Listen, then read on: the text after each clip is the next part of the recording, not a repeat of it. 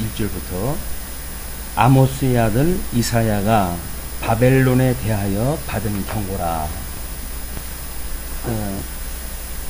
우리 이제 이사야서의 전체적인 주제가 하나님의 의에 대한, 하나님의 의에 대한 선포로 이야기를 보여주고 있습니다.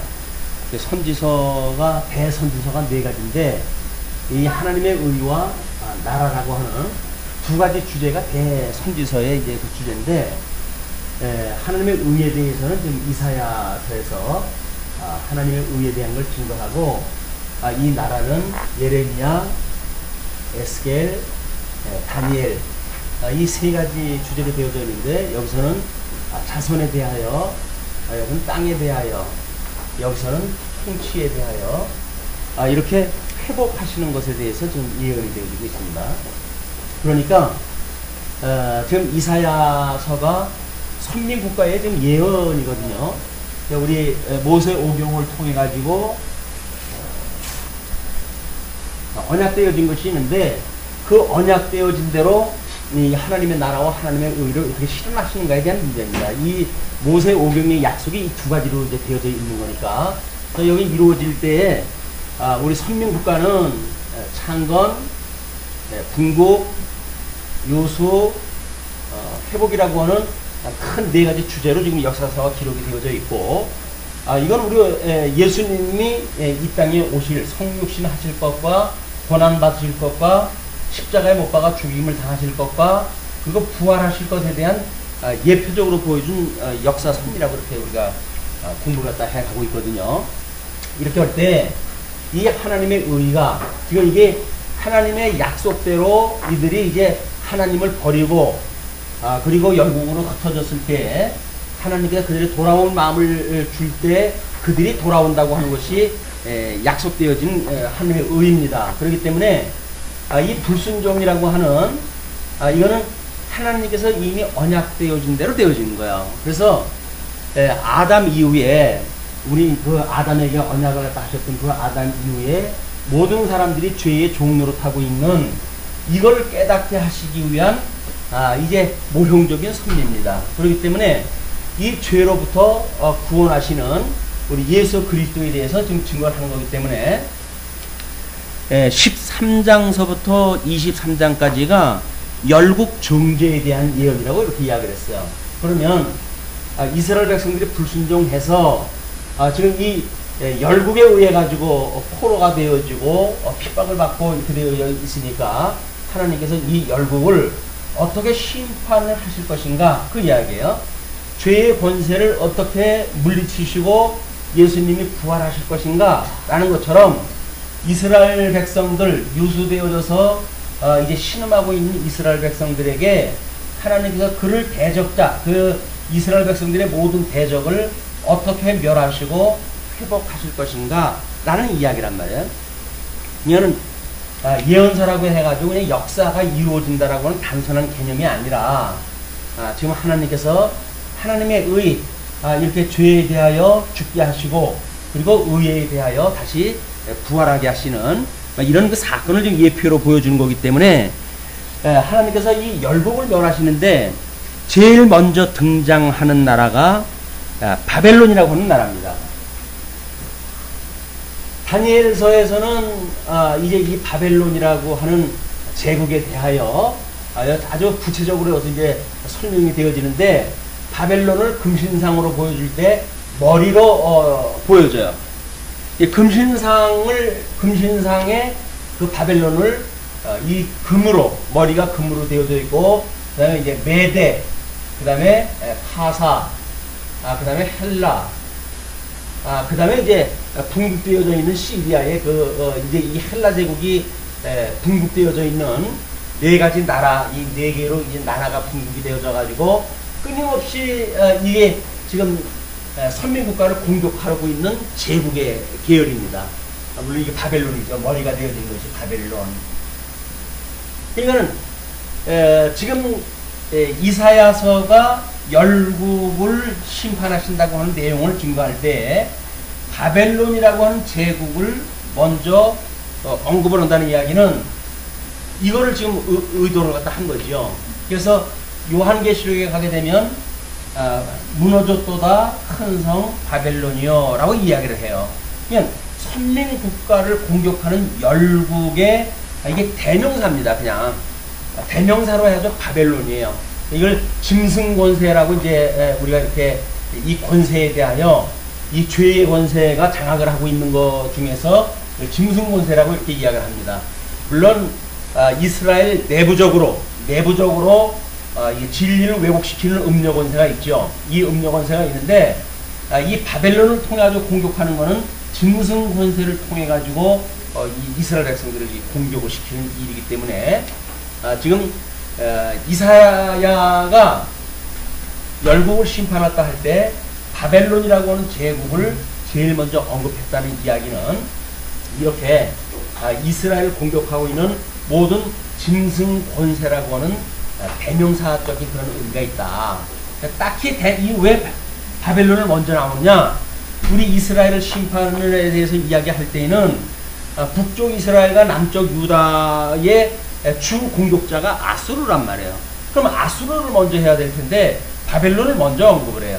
그런 뒤에 이제 아수르가 나오고 그리고 이제 남방에 있는 여러 나라가 등장이 되어지는데 그런 어떤 서열을 기자가 기록을 갖다 했을 때 제일 앞에다가 이 바벨론을 언급한 것은 이런 천성명의 배경을 바탕으로 해가지고 이게 의도한 거다 그 이야기죠. 우연히 이렇게 한 것이 아니라 의도가 되어진 겁니다. 하나님께서 특별 계시로 택한 백성들이 죄의 권세에 굴복되어지는 것이 어떠한 양상인지 그렇기 때문에 이제 오늘 우리가 에덴 동산에서 추방이 되어졌다고 이렇게 이야기를 했잖아요. 에덴 동산 추방되어졌을 때 우리들의 이 인성이 영과 육으로 되어져 있는 우리들의 이것이 이렇게 타락되어진 걸 설명을 할 적에 이 신성은 어두움에 내어버려 두어지게 되어졌고 이 지성은 우준한데 우리를 버려두셨고 우리들의 이 심성은 상실한 마음대로 이걸 우리가 두셨다. 그리고 우리들의 이 감성에 대한 문제는 하나님께서 정욕의 욕심대로 우리를 갖다 두셨다는 이야기입니다. 그리고 여기서 나오는 이 덕성 문제는 하나님께서 합당치 못한 일을 하도록 한 것이 타락되어져 있는 인간의 이 구성되어진 조건이에요. 그러니까 누구도 여기서는 의인이 있을 수가 없는 겁니다. 다 죄의 권세에 우리가 빠져져 있기 때문에 우리들의 영은 어둠에 갇혀가지고 이제 이 영광의 하나님을 알아볼 수가 전혀 없는 상태고 우리들의 지성도 우준해져가지고 그저 해 아래의 철학을 가지고 이 세상을 재단하고 이렇게 살아갈 수밖에 없는 것이고 신성도 상실한 마음 여기서 우리 이제 이 복과 나라를 언약하셨는데 우리들의 마음은 나라를 상실한 마음이에요. 복을 상실한 마음이에요. 그렇기 때문에 우리는 심령의 평강을 지킬 수가 없습니다. 왜냐하면 이 나라가 상실되어졌기 때문에 그래요. 우리가 예수를 그리스도로 믿고 구원을 받은 사람들은 심령의 평강을 지키는 그것이 여기서 소위 말하는 이 열국의 공격을 갖다 해올 때에 이 나라를 지키시는 분이 여호와 하나님입니다. 라는 고백이에요. 이스라엘 백성들은 지금도 살아계시는 하나님에 의하여 우리가 비록 포로로 끌려갔지만 우리를 지켜주시는 것은 언약대로 주신 여호와께서 지금도 살아계시기 때문에 우리를 지켜주시는 겁니다. 그러니까 여호와가 아니면 성을 지키는 자의 경상이 허사한 거예요. 아무리 보초를 세우고 밤을 세우고 이렇게 소용이 없는 거예요. 왜? 이 하나님께서 여기까지 들어가게 되면 들어갈 수밖에 없는 거니까. 이렇게 언약대로 이루시는 분이 우리 이 회복에 대하여 약속한 것이 나머져 있으니까 이거를 지금 선지자를 통해서 끊임없이 선포하다 하는 거지요. 너희들의 이 회복의 때 지금은 비록 이렇게 하나님께서 너희들 들어가지고 때리시고 이렇게 되어졌지만 싸매실 때가 이제 오게 되면 우리 모세 오경에서 언약되어 있는 대로 너희는 제사장 나라가 되어지고 또 그의 거룩한 백성이 되어진다. 하나님을 너희들은 이제 하나님의 아들이 되어지고 또 하나님은 너희들의 하나님이 되어지고 너희는 그 하나님의 백성이 될 것이다. 이 약속되어져 있단 말이에요. 그래서 여기까지 갔다가 오는 이 여정이 우리 예수 그리스도의 이 초림으로부터 해가지고 부활하시는 사건의 이야기이기도 하고 이 언약대로 이루신다고 하는 측면으로 봤을 때 여기서 이루어지는 것이 우리 예수님이 승천하셔가지고 재림하실 때까지의 역사이기도 한 거예요. 그죠? 이 내용이. 그런 맥락으로 신약 성경적인 그 맥락과 그 다음에 구약 성경의 이 맥락이 하나로 통일되어져 있는 거니까 지금 하나님의 정죄에 대하여 설명하는 열국의 심판이 그냥 어떤 나라를 하나님이 못마땅해가지고 그냥 쓸어버렸다 라고는 단순한 개념이 아니라 이 하나님께서 하나님의 의를 드러내시기 위해서 지금 이런 역사를 섭렵하신다는 겁니다. 자, 그러면 그 2절서부터 소개가 되어지는 것이 지금 이제 그 선민국가에 대해서 5절까지가 바벨론을 이제 멸하시려고 했던 이런 그 하나님의 섭리가 쭉 소개가 이제 되죠. 열방을 부르시는 사건. 이 바벨론을 멸하시려고 열방을 또 불러들이셔요. 그러니까 하나님께서 하시는 일은 어떻게 보게 되면, 자, 보세요. 이 바벨론은 남쪽 이 유다를 포로로 끌려가는 도구로 쓰게 됐잖아요. 물론 여기서 북쪽 이스라엘이 멸망될 때, 이 북쪽 이스라엘이 멸망될 때는 이 바벨론이 아수르 제국을 무너뜨리고 등장했다는 신성 세력이에요. 그냥 새로 등장하는 세력이 전 세력을 무너뜨리고 다음 세력이 이제 바벨론을 무너뜨려야 되니까 하나님께서 바벨론을 무너뜨릴 그런 그 제국을 하나님께서 세우시고 준비하시고 그들을 불러가지고 또 몽둥이를 쓰셔요. 세상 역사를 봐도 뭐 오고 오는 세대가 한 세대 가고 한 세대 오고 그러는 거예요.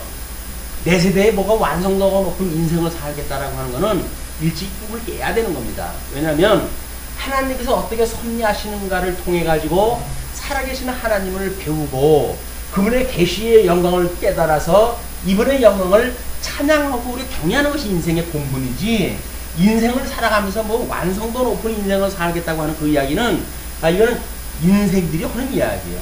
허사를 경영하는 인생들의 이야기예요. 하나님을 깨닫다 보게 되면 나름대로 열매가 하나님이 기뻐하는 열매를 맺게 하시는 건 하나님의 역사지, 인간들이 자기가 완성도를 높이기 위한 어떤 섭리를 통해 가지고 뭐 인격이 고매해지고 뭐 예수를 믿는 성도들의 어떤 삶이 뭐 부여로워지고 이렇게 되어진 게 아니란 말이에요. 이 하나님을 알아가는 지식에 의해서 그런 열매가 맺혀지는 거다. 우리 로마서에서 공부한 것이 그 이야기 아닙니까? 우리 예수 그리스도의 초림으로부터 이 부활의 사건을 믿는 이런 것들이 어떻게 보게 되면 우리가 예수 그리스도를 믿고 세례를 받았다라는 것이 하나님의 의로 말미암은 거다. 그런데 그 뒤에 우리의 이 여전히 남아져 있는 이 육에 대한 우리들의 구원도 우리 영을 구원하셨던 그 하나님께서 이루시는 일이기 때문에 하나님의 의가 우리들의 이 몸도 부활에 이르게 한다. 그때 이루는 몸이 이제 우리가 신령한 몸으로 부활을 하는 거예요. 이게 흙덩어리가 아닙니다. 그때는 신령한 몸으로 부활이 돼서 부활체라고 우리가 이야기하는데 그 신령한 몸으로 부활이 되어진 거다. 이제 이런 우리들의 모습, 그러니까 이 모습은 자연을 통해 가지고도 그대로 보여주셨죠, 하나님께서. 그래서 이 타락되어진 그 자연 만물이 어떻게 지금 신음하고 있는지, 그래서 그 자연이 어떻게 회복의 때를 구하고 있는지 이런 것들을 로마서를 통해서 우리가 공부를 했단 말이에요. 이거는 자연, 제국 또는 뭐 인생 또는 주님의 몸된 교회, 그래서 전부 하나의 원리로 작동이 되어지는 겁니다. 하나의 원리로 작동이 되어지는 거니까 비록 우리가 이사야서의 열방 제국에 대한 심판에 대한 내용을 공부하고 있지만 그 내용이 이런 다각적인 그런 그 의미를 가지고 한번 살펴보셨으면 좋을 것 같습니다. 자, 그러면 너희는 자산 위에 기호를 세우고, 자산이라고 하는 것은 붉은 산을 이야기합니다. 산이라고 한다면 초록색이 있는 산이어야 될 거 아니겠어요? 근데 이 자산이라고 하는 것은 전부 벌목을 갖다 해가지고 아무것도 없는 산이에요. 그냥 시뻘겋게 그냥 드러난 산. 거기에 길을 세워야 멀리서도 그 기가 보이죠. 숲이 나무가 많은데 거기다 기 세워놔야 안 보이거든요. 다 벌목을 하고 깃발을 세우고 모든 사람들이 볼 수 있도록 지금 하나님 그렇게 손이었다 하시는 겁니다. 자산 위에 기호를 세우고 소리를 높여 그들을 부르며 손을 흔들어 그들로 종기한 자의 문에 들어가게 하라. 그들이라고 하는 그거는 바벨론을 심판하는 세대예요. 바벨론을 심판하는 세대고, 이 바벨론은 이 금물에 해당되어지는 거니까 종기한 자들이죠. 그때는 종기한 자들이에요.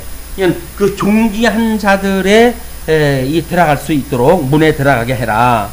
내가 나의 거룩한 구별한 자에게 명하고 나의 위엄을 기뻐하는 용사들을 불러 나의 노를 풀게 하였느니라.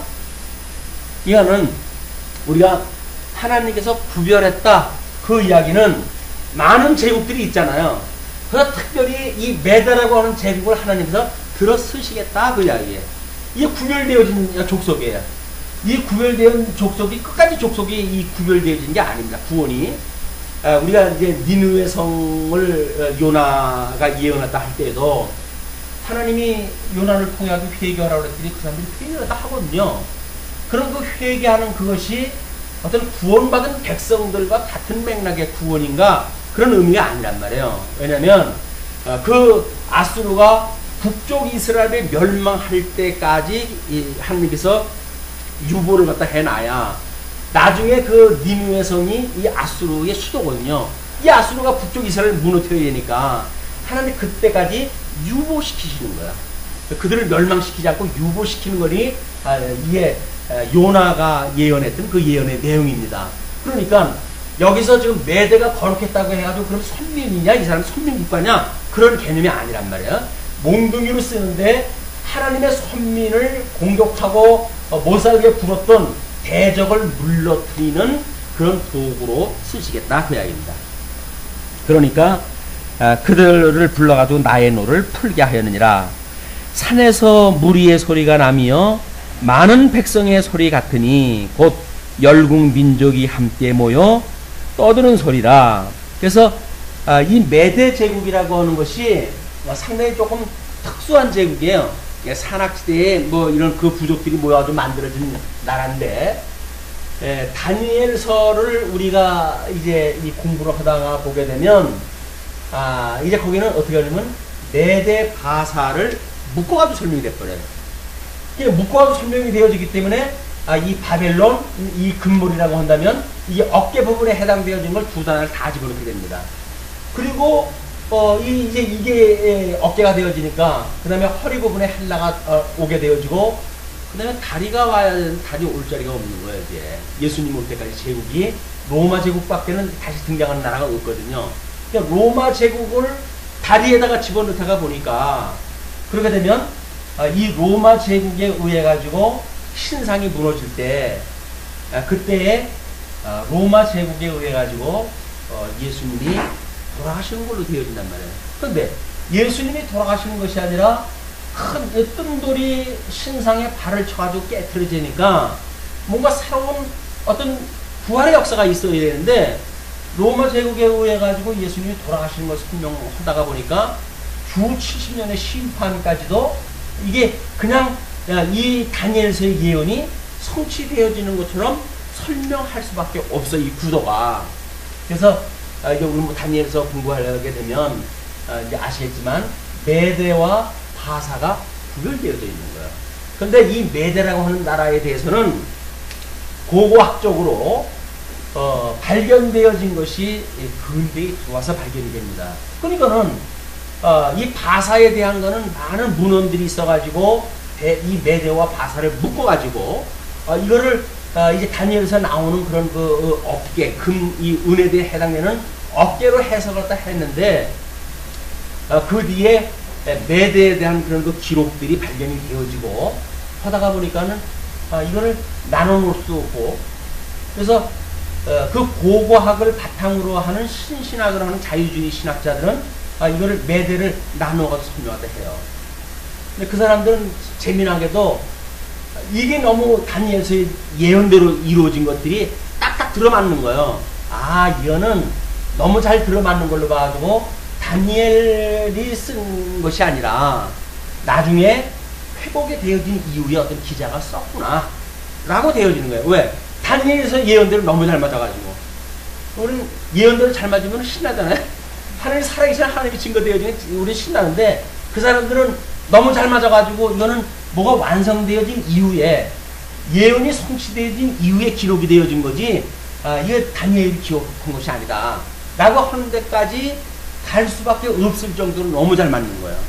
그래서 우리는 이걸 나눠가지고 설명을 하게 되면 이제 우리가 이렇게 말하는 예수님이 이 율법이나 선지나 또는 시가서의 노래나 나에 대하여 증거했다라고 하는 구약 성경의 이 전체적인 구도가 딱 맞아 떨어져요.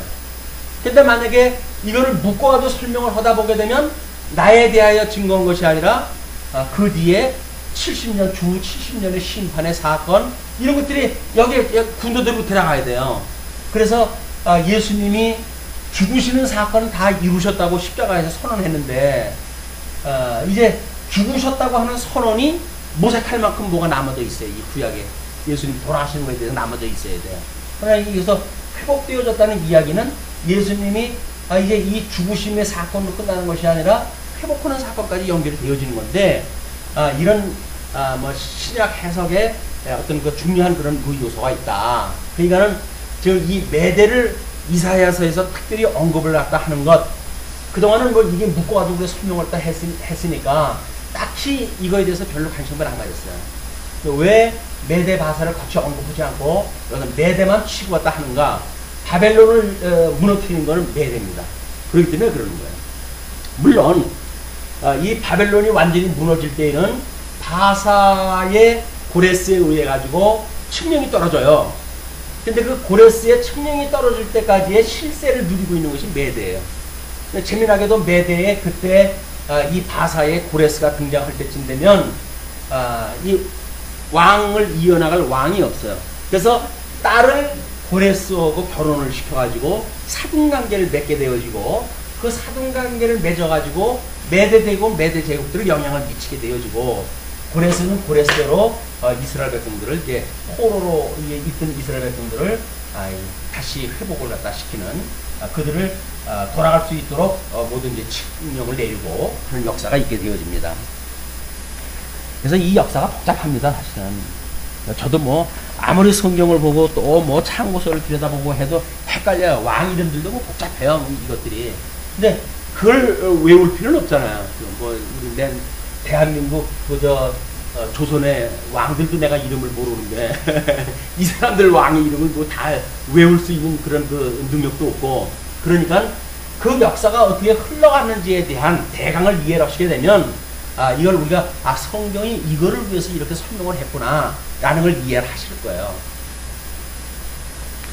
자, 그렇게 했을 때에 무리가 먼 나라에서 하늘가에서 왔으며 그러니까 먼 나라에서 왔다든지 하늘가에서 왔다라든지 하는 그 이야기는 과장된 표현 방식입니다.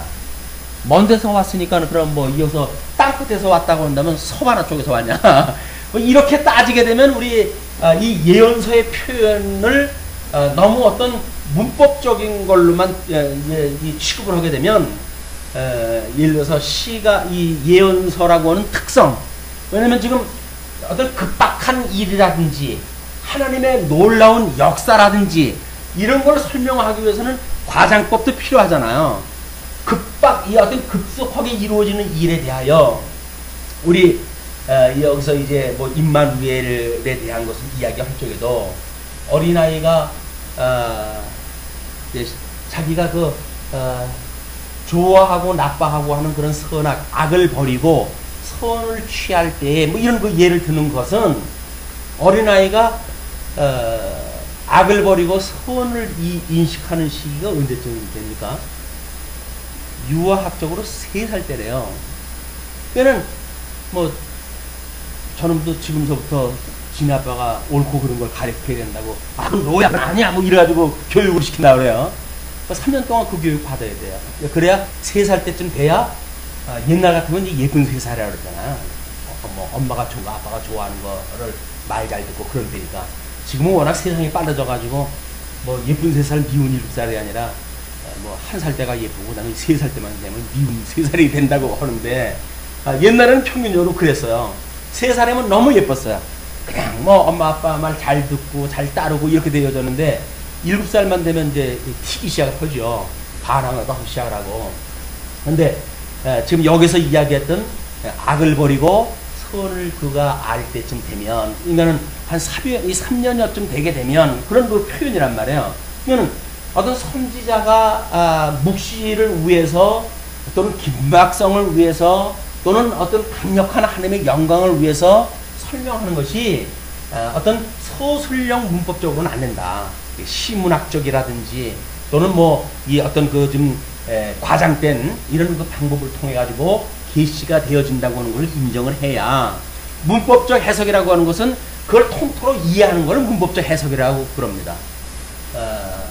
그래서 그런 그 어떤 해석에 대한 우리가 좀 범위를 넓게 해놔야 이사야 선지자가 우리에게 뭔가 전해주고자 하는 그런 이미지를 제대로 이해할 수가 있죠. 그렇지 않으면 내가 알고 있는 틀 속에다 이걸 집어넣고 이 해석을 하려니까 해석이 안 되는 거예요. 그래서 우리가 이제 그 역사서가 있고, 그 다음에 이제 시가서가 있고, 그 다음에 선지서가 있는데, 역사서는 말 그대로 이 역사서 아닙니까? 이거는 서술형 역사서예요. 그래서 이걸 갖다 할 적에는 뭐 역사의 내용을 설명한 거니까 그런 식으로 문법적인 해석이 따르면 돼요. 근데 시가서는 시문학적인 표현으로 되어져 있단 말이에요. 이 시문학적 표현으로 이걸 우리가 이해를 해야 시문학적으로 이해를 다 하게 되어지는 거예요. 근데 사실 이 선지서는 이것이 어떤 시가라고 이렇게 표현을 하는데, 이 선지서는 시곡에 가까운 그 눈물로 이 이스라엘 백성들의 이 아주 엄청난 그 고난 속에서 눈물이 없으면 볼 수 없는 이런 대서사시가 이 선지서라는 이야기입니다. 이는 고도의 문학적 이 상상력이 동원돼야 이 지금 선지자들의 이 말하고자 하는 걸 우리가 이해를 하게 되지, 이거를 이쪽 뭐 역사서를 해석하는 그런 문법적 기준을 가지고 이걸 설명한다는 게 말이 안 되는 거예요. 이렇게 설명되어지는 것이 문법적 해석이라는 이야기예요. 어떻게 이 시곡을 써나가는 그런 걸 보듯이 어떤 배면에 깔려져 있는 의미를 우리가 깨닫게 되어지고, 또는 그 아픔을 극적으로 표현한 걸 우리가 깨닫게 되어지고, 뭐 이런 걸 봐야지. 지금 기자는 그런 걸 의도했다 해가지고 썼는데, 그걸 듣는 사람은 역사적인 그런 맥락에서 이걸 이해를 하려다든지 하면은 기자가 소개했던 그런 내용들을 잘 파악이 안 됩니다. 지금 연속곡을 우리가 보는 것도 마찬가지예요. 그 연속곡을 저는 볼 때 어떨 때 내용 파악이 안 됩니다. 그럼 인터넷에 들어가가지고 고도의 그런 걸 전문적으로 연구하는 사람들의 의도를 보게 되면 그 사람이 연출하고자 했던 의도가 무엇인가가 아주 이렇게 엑기스로 해서 설명을 해 줬어요. 그걸 봐야 그게 그래서 그렇게 설명이 되어졌구나, 이걸 이해하게 되어지거든요. 내 방식대로 이해를 하게 되면 거기에 이 기자가 의도했던 어떤 거기에 10분의 1 정도 제대로 알지 못하는 이런 그 부분들이 많이 있을 수가 있습니다. 자, 그렇기 때문에 이제 그런 그 감을 가지시고 6절서부터 16절까지 바벨론이 당할 환란에 대해서 소개가 되어지니까, 자, 이 바벨론의 이 심판이라고 한다면 우리 이 죄의 권세의 심판이고, 이 죄의 권세의 심판이라고 한다면 여전히 타락되어져 있는 우리 인생에 대한 이런 그 심판이기도 하란 말이에요. 그냥 이것까지도 우리가 배면에 깔고 지금 6절 이후에 그 이야기를 들어봐야 우리들의 이 불의에 가득 차 있는 이 인간의 불의예요. 이 하나님의 의는 인간의 불의와 하나님의 의와 이걸 대비해가지고 설명을 해주는 거니까, 이 우리들이 얼마나 불의한지를 제대로 들여다봐야 하나님께서 얼마나 크나큰 은혜로 우리를 불러내셨는지, 이 은혜 가운데 우리가 사는지, 이런 감동을 가지고 살아갈 수가 있게 되는 거거든요. 감동이 없이 어떤 믿음의 행위가 나온다는 게 거짓말입니다. 감동이 있으니까, 야, 나 같은 무지렁이 같은 인생을 우리 중에 이렇게 사랑을 해주셨구나, 야고는 사랑이 깨달아지니까 우리가 그분을 높이 여기게 되어지고 그분을 우리가 순종하게 되어지는 마음이 들고 그러는 거지, 어떤 형식 논리에 의해 가지고 이건 나쁜 거고 이건 좋은 거니까 내가 이렇게 살아가야지, 이런 개념이 아니란 말이에요. 우리 하나님 어떻게 이런 불의하던 우리들을 불러내 가지고 하나님의 의에 참여케 해서 정말 이제 우리 죄의 종로를 타는 우리들을 자발적으로 하나님을 순종한 백성으로 만들어 가시는지, 이걸 우리가 이 아주 구약적인 그런 의미지만 신약 성경은 우리가 이미 배우고 있으니까, 로마서를 특별히 우리가 배우고 있으니까 그런 배경을 전제로 해가지고 공부를 하시는 것이 매우 유익할 거라고 생각이 듭니다. 너희는 애곡할지어다. 여호와의 날이 가까웠으니 전능자에게서 멸망이 임할 것이니로다. 여호와의 날이라고 한다면 택한 백성들한테는 구원의 때 아닙니까? 그런데 이 바벨론한테는 멸망의 날인 거예요. 그게 멸망의 날. 그러니까 우리는 여호와의 날이 우리들한테 얼마나 이 고마운 날입니까? 뭐 때로는 우리가 주의 날이라고 해가지고 우리가 일주일 하루를 뭐 교회를 통해 가지고 신앙생활도 하고 그러는데, 그 이야기는 여호와의 날이라고 하는 궁극적 심판의 날이 지금 우리가 그걸 누리고 사는 거예요. 그 심판 가운데 우리를 구원하시는 하나님을 다른 사람들은 멸망을 시키는 그 하나님께서 우리는 특별히 구원하셨다고 하는 사실을 깨달은 사람들이 모여가지고 주일 예배를 드리는 거 아니에요. 근데 그게 이 궁극적인 멸망을 대전제로 해가지고 지금 우리가 이걸 드리고 있는 거다. 그걸로 된다고 한다면 우리 육신의 소유가 성령의 소유의 끊임없는 전쟁, 이런 가운데 우리를 구원하시는 하나님의 능력, 이런 걸 배워가는 일이니까 너무나 소중한 일이죠. 이런 그 일들이. 안식일이니까 교회에 와야 된다, 이런 개념은 아니잖아요, 지금 우리가. 그러므로 모든 손이 피곤하며 각 사람의 마음이 녹을 것이라. 이 심판의 날 멸망당할 사람들은 모든 손이 피곤해요. 일을 할래 할 수가 없어요. 손이 너무 힘들어가지고. 제일 그 주부가 힘든 것이 이 관절염이 오기 시작하다 한 거예요. 찬물에 담그면 온몸이 저릿저릿해가지고 일을 못해요. 뭐 조금 무거운 걸 들으려고 그러면 그냥 온 뼈마디가 괴로워가지고 일을 못해요. 그런 그 감각을 가지시고 이 이제 시인의 그 이야기를 들으면, 기자의 이야기를 들으면 감이 오실 거예요. 그 오른 손이, 모든 손이 피곤하며 각 사람의 마음이 녹을 것이라. 우린 이거 아주 우리 어머니한테 꽤나 많이 들었던 이야기입니다. 애간장이 녹는다는 이야기를 꽤나 많이 하셨어요, 우리 어머니. 외정시대 때 또는 그 6.25 그 아주 극한 환란의 시기를 보냈던 우리 어머니가 살았던 그 시절, 거기에 가정은 완전히 풍비박산되어지고, 거기에서 인생의 고뇌가 한없어가지고 나오는 노래가 석탄 백단 타는데, 이내 가슴 타는데 한에 절어가지고, 늘 내가 책을 쓰면 내가 수십 권을 쓸 텐데 얼마나 한이 있으면 그러겠어요. 참 늙음악하게 이제 돌아가시기 전에 또 이 병을 만나셔가지고 그것 때문에 또 예수 믿게 되셨죠. 그래가지고 병 고치는 이제 그 은사 회가 있어가지고 가가지고 그 자리에서 일어나셨어요. 그러니까 그다음부터 이제 교회에 나가시고 이제 예수 믿기 시작했다 하고 그러시다가 끝내 부름 받고 가셨는데, 얼마나 이 애간장이 녹으면 시인이 이런 어떤 감동이 뭔지 느낌이 오십니까? 마음이 녹을 것이야. 마음이 녹아내리는. 이거는 정말 깨달아지는 것만큼밖에 그 아픔을 우리가 이렇게 감각으로 느낄 수밖에 없어요. 우리가 이 간증, 이 마음이 녹는다고 하는 게 뭘까? 이런 것들은 그런 경험이 있는 것만큼밖에 우리가 누릴 수가 없어요. 그걸 이해할 수가 없어요.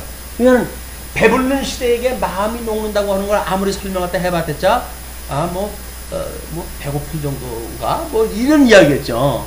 간식 먹고 싶은데 간식 안 주는 건가? 이런 정도로 아마 그걸 느낄지 몰라요.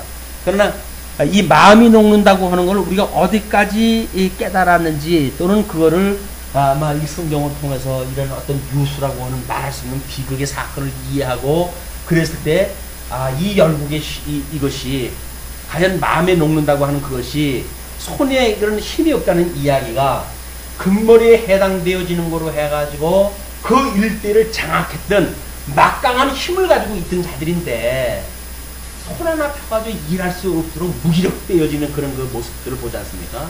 이게 하나님의 행하신 일이란 말이에요. 그의 마음들이 얼마나 이 제국들을 갖다 장악하고 했을 적에는 그 노래로 가득 찼겠어요. 기고만장한 그런 그 마음을 가지고 뭐 이 모든 그런 그 피지배국을 갖다가 무시하고 그리고 자기네들을 높이고 이런 것들이 있었을 터인데 그들의 마지막 날 그들의 심판의 양상이 이게 아무것도 아니라는 거예요. 우리가 이 어떤 인간의 불의를 통해 가지고 이 인생살이를 갖다 해갈 때 우리가 결국은 이거 쌓아가는 일들 아닙니까? 뭐 기타 종교를 가지고 우리가 대단한 뭘 갖다 올라가고 요즘 이제 힐링의 시대가 돼가지고 이 스님들이 책을 많이 쓰세요. 많이 쓰시고 그리고 이제 독자들을 많이 만나고 그리고 이제 그걸 포럼도 해가면서 위로를 갖다 하는 그런 분들이 기독교 목사님들보다 우리 스님들이 더 많습니다. 그런 일을 갖다 하는 것이. 그런데 시대적으로 그것이 무슨 일인지 아무도 몰라요, 사실은. 왜냐면 인본주의의 바탕을 한 그 불교라고 하는 맥락에서 봤을 적에는 충분히 공감이 가는 이야기들이죠. 근데 만약에 우리가 예수 믿지 않는 사람들한테 위로한다고 해가지고 예수 믿어 구원 받습니다 이야기 해보십시오. 당장 돌 날라와요. 외관상으로 보여줄 적에는 많은 사람들이 공감을 이루고 그런 어떤 문화가 이루어지니까 야 기독교보다 불교가 더 뭔가 있는 게 아니냐 이렇게 볼 수 있는 오해가 있잖아요. 그게 아니랍니다. 이렇게 어두움의 문화를 우리가 모르게 되면 나타나는 현상을 가지고 뭔가 긍정적인 해석을 하려고 하는데 그걸로 불가능한 일이 안 돼요. 여기서 우리가 뭘 가지고 우리가 이 지성을 가지고 뭐 진짜 볼머리 같은 우리 머리를 가지고 세상을 경영하고 뭐 이런 일에 다 그랬습니까? 다 무너졌잖아요. 드디어 우리 뭐 영부대님께서 큰 집에 또 들어가신다고 그러네요. 초유의 사건이라고 이렇게 이야기하는데 참 혈혈단신은 한 번 있는 분이 대통령이 되야 될 것 같아요. 그런 걸로 보면 우리 박 여사가 그래서 대통령감이 아닌가. 에? 뭐 남편이 있어? 무슨 딸이 식구도 있어. 아니 성이 있어야 만사형통이 되지. 에? 성이 있어야 만사형통이 되지. 만사형통 끝이 감옥이니까 없겠지. 그래서 이게 좀 군더덕절이 없는 사람들이 나라를 갖다 하면 그래도 좀 덜 이게 그러지 않을까. 네, 오래야. 예. 그리고 이제 그 8절에는 더 기가 막힌 이야기를 하는데 그들이 놀라며 괴로움과 슬픔에 잡혀서 임산한 여자같이 고통하며 서로 보고 놀라며 얼굴은 불꽃 같으리라. 그래서 이 기자가 봤을 때 하나님께서 아담 이 에덴 동산에서 범죄했을 때 저주 내린 것 남자가 이제 땀 흘려가지고 일하는 수고 여자는 해산하는 고통 아니에요. 그냥 저주를 내렸던 근본적인 걸 끌어다가 지금 너희들의 고통이 여기에 이른다 그 이야기예요. 이 여자의 그 고통은 하나님께 주신 저주죠. 그런 그 저주가 이제 어떻게 이 이스라엘 멸망시키는 그런 나라의 양상으로 이걸 보여주는지 재미나게도 그 바벨론의 그런 그 상고를 거쳐야 이 이스라엘 백성들이 회복이 이르게 되어져요. 엉뚱한 사람의 상고를 거쳐가 새로운 이제 하나님의 백성이 이제 열매를 맺게 되어지는데 그리고 서로 보고 놀라요. 그냥 뭐 사람이 서로 이제 못 믿는 그런 그 시대가 되기 때문에 할 수만 있으면 이 서로 아무도 없는데도 혼자 이렇게 살아야 되는데 뭐 아무도 없는가 하니까 벼랑가 어디 기척이 있게 되면 깜짝 놀라가지고 소스라쳐 놀르고 사람들이 그럽니다. 다음에 사람이 무서운 곳이 귀신이 무서운 곳이 아니라 사람이 무섭다네. 이 머리 검은 이 짐승이 제일 무섭답니다. 그래서 예 밤에 이거 무섭지 않으세요? 그러면 사람이 무섭지 귀신이 무서워. 이제 이런 그 담력을 가지고 계신 분들이 있는데 근데 사람이 제일 무서운 거예요. 예, 뿐만 아니라 얼굴은 불꽃 같으리로다. 얼굴이 불꽃 같다고 한다면 이미 그 사람의 모든 화는 올라오고 있는 거죠. 예, 얼마나 속이 썩으면 그 화가 얼굴로 올라오게 되어지는가. 이제 그걸 우리가 볼 수가 있는 겁니다. 여호와의 날 곧 잔혹히 분냄과 이 맹렬히 노하는 날이 임하여 땅을 황무케 하며 그 중에서 죄인을 멸하리니. 이 땅은 그냥 있다가 느닷없이 인간들 심판받을 때 땅도 심판을 받게 되어지는 거예요. 땅이 황무케 되어버려요. 하늘의 별들과 별 떨기가 그 빛을 내지 아니하며 해가 돋아도 어두우며 달이 그 빛을 비치지 아니할 것이로다. 그 이야기는 뭡니까? 하나님께서 일반 계시적으로 이 어둠에 두었다는 이야기는 여기 어둠에 비록 두어졌지만 해와 달과 해가지고 이 낮과 밤을 주관하게 하셨잖아요. 이 넷째 날 이후에 태양계를 통해 가지고. 그런데 이걸 통해 가지고 영원한 이 빛과 어둠이라고 하는 이 하나님께서 천상계를 통해 가지고 어떤 권세를 가지고 좀 섭리하시는가, 이걸 보여주는 것이 넷째 날 이후 만들어진 이 천하계를 통해서 계시되어지는 사건인데, 이걸 가지고 이걸 깨닫지 못하니까 결국 마지막 날 심판하시는 것이 해와 달의 빛을 어둡게 하시는 일입니다. 그러니까 이 사건이 이루어진 것이 예수님 십자가에 돌아가실 때 날이 어두워지죠. 그리고 마지막 심판 때 다시 한번 해가 이제 빛을 잃게 되어질 겁니다. 그래서 태양의 빛이 3분의 1이 이게 빛이 없어지고 이런 그 일들이 이제 이 저주가 이제 일어나게 되어지는데, 그래도 모를 사람은 그래도 모르는 거예요. 알 사람은 그냥 볼건 대낮인데도 이걸 알아볼 수가 있고, 그렇지 않은 사람은 해와 달의 빛이 이뤄도 너희는 몰라요. 하나님께 행하시는 심판의 강도입니다. 그게. 그러면서 내가 세상의 악과 악인의 죄를 벌하며 교만한 자의 오만을 끊으며 강포한 자의 거만을 낮출 것이며. 예, 교만의 극치, 금머리에 해당되어지는 그런 그 교만의 극치, 또 오만의 극치, 전부 그거야. 이거는 이 자리는, 이 머리는 멸관이 있는 곳이고, 이 멸관을 쓰는 곳은 이 머리에 해당되어지는 이 머리라고 하는 예수 그리스도가 있는 주님이 계신 곳 아니에요. 이 성소는 주님에 있는 곳이에요. 그런데 사람들은 이 머리 있는 곳에 하나님과 이 동등되겠다고 해가지고 하나님과 같이 되려고 하는 그런 끝없는 아담 위에 모든 인류가 가지고 있는 죄성입니다. 모든 게 이 하나님과 같이 되려고 하는 거예요. 이 하나님과 같이 되려고 하는 것이 바벨론이라고 하는 어떤 제국의 모습이고, 버림받은 우리들도 여전히 마찬가지로 내가 내 세계의 왕입니다 라고 하는 걸 가지고 살아가는 거예요.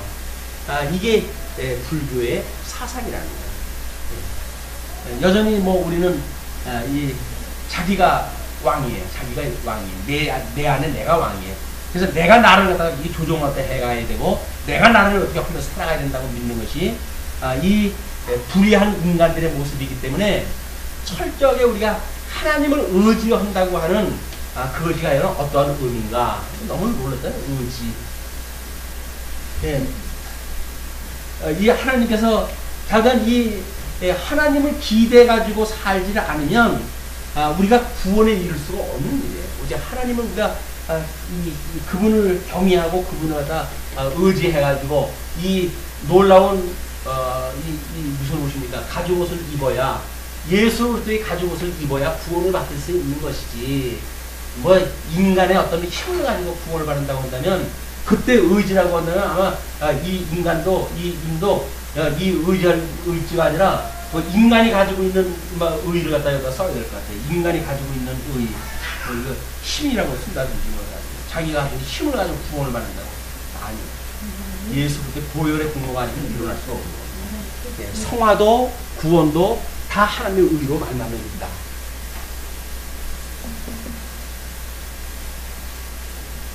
예.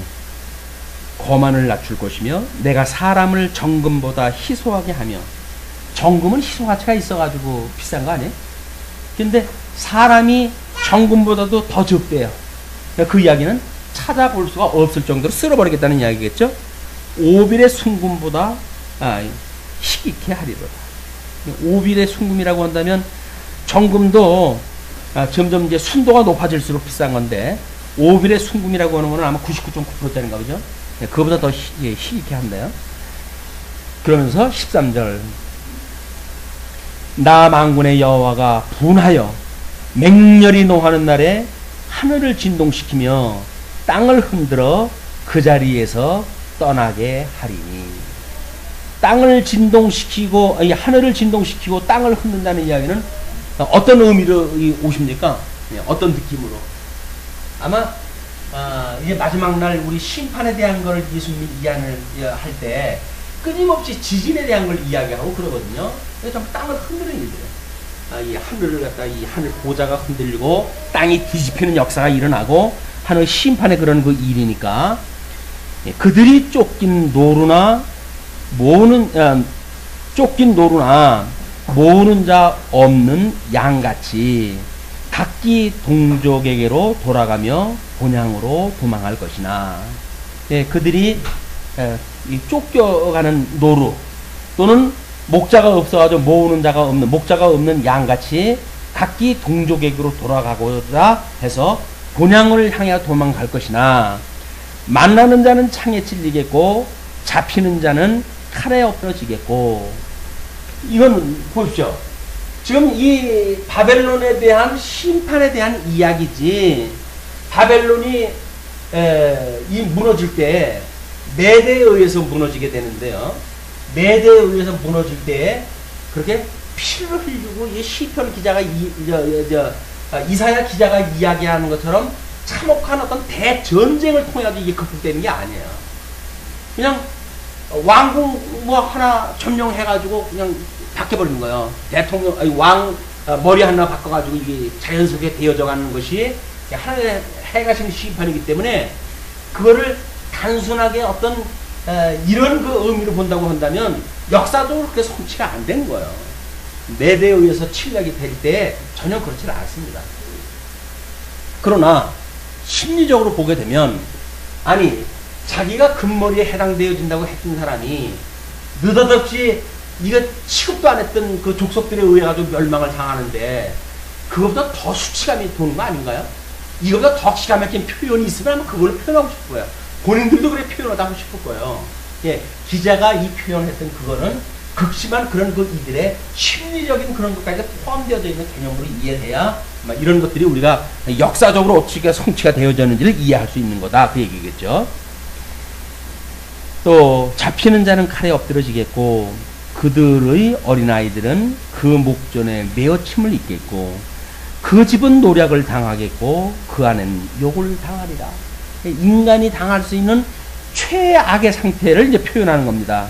그래서 그 아이를 메어침을 부모 앞에서 메어침을 갖다 당한다는 이야기는 부모가 차라리 날 죽여라 이놈들아 이제 그러고 어느 상황 아니겠어요 이게?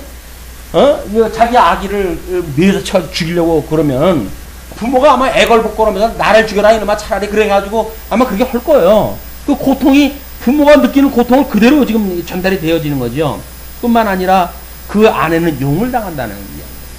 아니 남편과 아내가 살았는데 어느 날 그 아내가 남편 보는 앞에 가서 거탈을 당하는 걸 그대로 목도를 갖다 해야 된다고 하는 이 현장은 마음이 녹는다는 이야기가 어떤 건지 감이 오지 않습니까? 마음이 녹는다고 하는 그 의미가 정말 혀를 깨먹고 죽고 싶은 거예요. 이 수치심이. 그런 정도로 하나님께서 뒤집어 엎겠다는 이야기예요. 이 교만함을 끌어내리시겠다는 이야기예요. 자, 그러면서 17절부터는 바벨론에 대한 메대의 침공이 이제 소개가 되어집니다.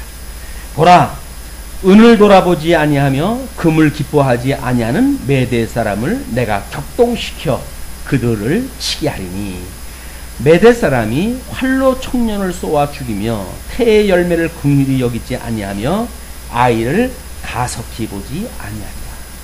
이건 그 16절에서 이야기했던 사항들이 메대라고 하나님께서 구별시켜가지고 일꾼으로 삼은 자를 통해가지고 그 일에다 허시겠다 그 이야기예요. 그러니까 사람들이 지금도 전쟁이 일어나고 그런 걸 보게 되면 하나님이 계신 게 맞아? 라고 하는 거예요. 아니 사랑의 하나님이 어떻게 이렇게 전쟁이 끝이 나지 않고 끝이 전쟁이 일어나는 거 보게 되면 뭐 어린아이고 뭐고 없잖아요. 막 그냥 휘두르고 거기에다가 또 뭐 기근을 갖다가 한번 내려주시게 되면 우리 장로님 늘 예를 드시지만 쫓을 힘이 없어가지고 파리가 자기의 그 눈곱에 끼고 어떤데도 그걸 쫓을 힘이 없을 정도로 우리 어린아이들이 먹질 못하는 상태가 지금 우리 눈으로 보이지 않습니까? 그걸 보면서 하나님은 살아계시고 하나님 지금도 살아계셔요. 그 이야기를 어떻게 하고 있어요 이게. 하나님의 이런 섭리를 이어지 못한다고 한다면 그런 이야기를 못합니다. 하나님은 그러니까 내가 해야지. 그래서 이 인간의 어떤 불의를 가지고 부재라고 하는 그런 일을 참여하는 거예요. 이 세상 사람들이 봤을 적에는 야, 그 사람 참 좋은 일 한다 그러잖아요. 좋은 일입니까? 이게 인간의 불의의 극치인 거예요. 왜? 자기의 이름을 내는 일이니까. 자기의 어떤 이 영광을 위한 일이니까. 그렇기 때문에 예수 그리스도의 이름으로 하지 않은 모든 것들이 죄일 수밖에 없어요. 예수 그리스도의 이름으로 하지 않은 모든 것들이 죄다. 우리가 예수 그리스도의 이름을 알기 때문에 허다못해 그 사람들만큼은 그런데 우리가 하지 못한다 할지라도 여전히 예수 그리스도를 위해 가지고 하나님의 이름을 그들에게 전파했다 하고 이 구원에 참여하고 하는 진정한 사랑의 의미를 주는 것이 어린 양들을 먹이는 일입니다.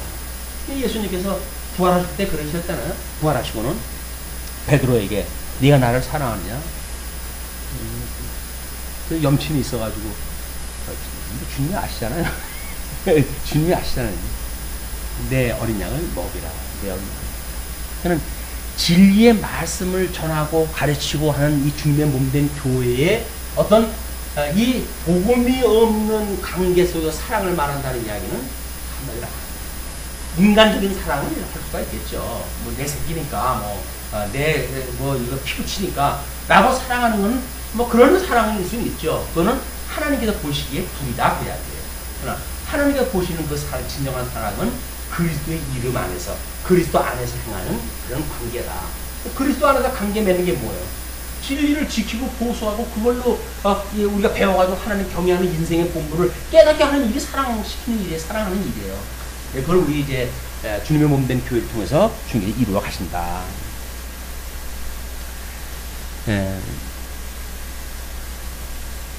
그 19절서부터 22절까지의 내용이 바벨론의 멸망을 선고하는 것으로 소개가 되옵니다. 열국의 영광이요 갈대의 사람의 자랑하는 놀이개가 된 바벨론이 하나님께 멸망당한 소돔과 고모라 같이 되리니 그것에 처할 자가 없겠고 거할 사람이 대대히 없을 것이며 아라비아 사람도 자기 장막을 치지 아니하며 아라비아 사람이라고 하는 건 목축을 부르는 사람들 아니에요. 여기저기 떠다니면서. 근데 그 사람들도 거기에 가지 않는데요. 장막을 치지 않는데요. 왜? 양 먹일 게 있어야죠. 완전히 그냥 망해져가지고. 목자들도 그곳에 그 양떼를 쉬게 하지 아니할 것이요. 오직 들짐승들이 거기에 엎드리고 부르짖는 짐승이 그 가옥에 충만하며 타조가 거기 깃들이며 들양이 거기서 뛸 것이요. 자, 무슨 어떤 느낌이 오십니까? 그렇게 이야기하는 건 어떤 느낌이 오시죠? 자, 지금 사람이 살 수 없는 곳으로 되어진 뒤에 보니까 여기서 사람 영이 없는 사람이에요. 영이 죽은 사람. 이건 우리가 짐승과 같다고 그렇게 이야기한다는데 짐승과. 그런데 하나님의 계시하시기에서 바벨론을 하나님 사람처럼 살게 하셨던 그런 그 섭리가 있었는데 하나님의 어둠을 외가지고 이 빛을 제거하고 그러니까 짐승과 같은 사람들은 다 없고 살아있는데 짐승밖에 없어요.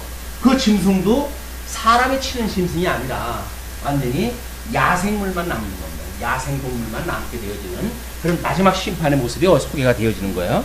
그러면서 그 궁성에는 시랑이 부르짖을 것이요 화려한 전에는 들깨가 울 것이라 그의 때가 가까우며 그의 날이 오래지 아니하리라.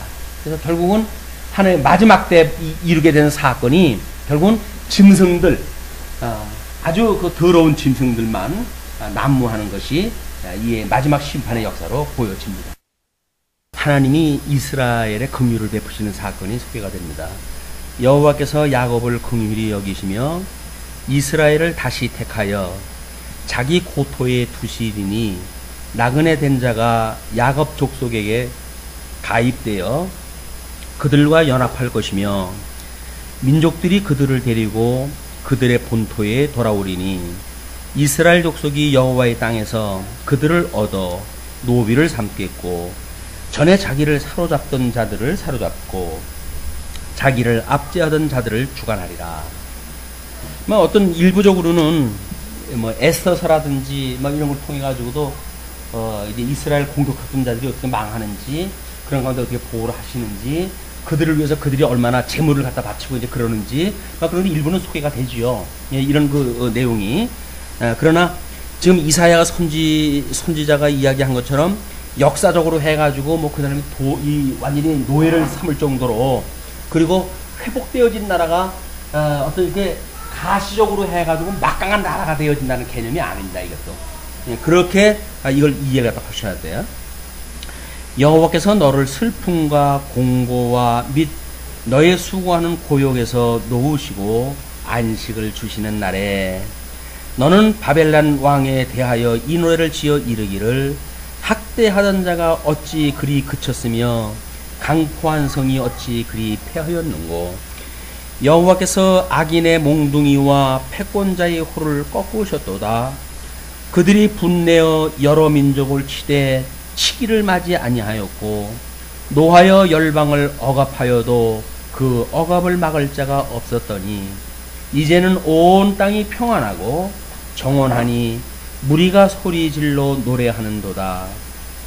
향나무와 레바논 백향막도 너로 인하여 기뻐하여 이르기를 내가 넘어뜨리었은즉 올라와서 우리를 작벌할 자 없다 하는도다. 아래의 음부가 너로 인하여 소동하여 너의 몸을 영접하되 그것이 세상에서의 모든 영웅을 너로 인하여 동하게 하며 열방의 모든 왕으로 그 보좌에서 일어서게 하므로 그들을 다 내게 말하여 이르기를 너도 우리와 같이 연약하게 되었느냐 너도 우리같이 되었느냐 하리로다. 내 영화가 음부에 떨어졌으며 너의 비파 소리까지로구나. 구더기가 내 아래 깔림이여 지렁이가 너를 덮었도다. 마지막 그 멸망의 장면들에 대하여 노래하라고 이렇게 이야기를 합니다. 노래하라고 하는 것이 원수를 갚는 그런 그 일일 수가 있겠죠. 그러나 그것은 하나님의 지금 하시는 사역에 대한 노래입니다. 하나님께서 이 선민, 택한 백성들을 이렇게 공격을 했던 몽둥이로 썼던 자들이 그 자비함을 버렸을 때 어떤 일들이 일어나는지 그거에 대하여 지금 하나님이 하시는 일을 노래하는 거죠. 하나님이 하시는 일들이 기가 막힌 일들입니다. 그래서 아주 높았던 자들이 낮아질 때, 그래서 할 수만 있으면 우리가 높은 자리를 사양하는 거예요.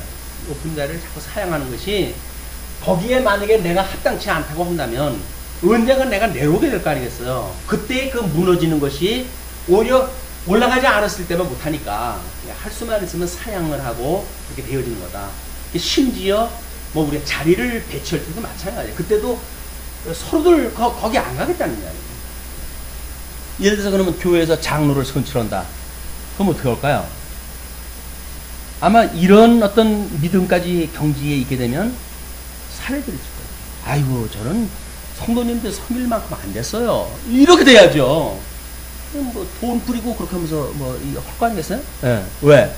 내가 장로가 돼야 이 사람들 다 내가 한번 휘둘릴 텐데 그 생각을 하니까 예, 장로나 목사나 우리가 하나님 앞에 섬기는 자라고 하는 이런 그 이치를 깨닫게 되면 우리들한테 이 높은 자리에 올라가세요. 그러면은 우리는 전부 사양을 갖다 해야 되는 거예요.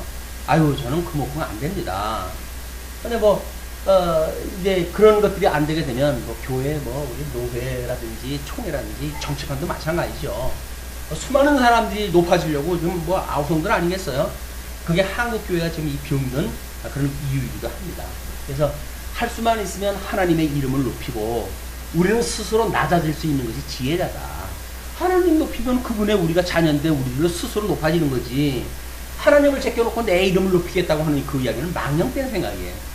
우리가 어떻게 하나님을 높일 수 있는지 이런 것들이 지금 하나님께서 이스라엘 백성들한테 노래하라고 했던 승리의 계가에 대한 이야기들입니다.